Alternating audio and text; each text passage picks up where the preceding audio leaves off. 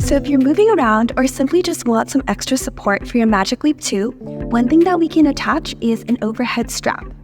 And so to how to set it up, we simply go grab this strap from the box. It looks like this. And now let's take it out.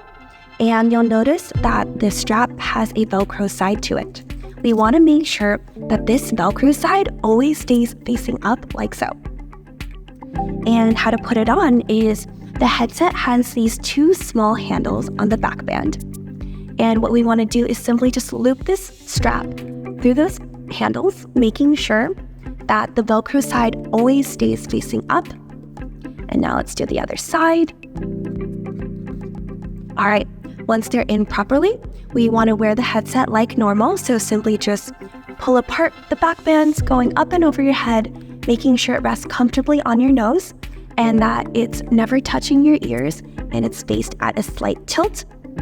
So once it's comfortable, now we can simply just tighten the Velcro straps and press it up and over, making sure it stays. All right, now your overhead strap is set up properly.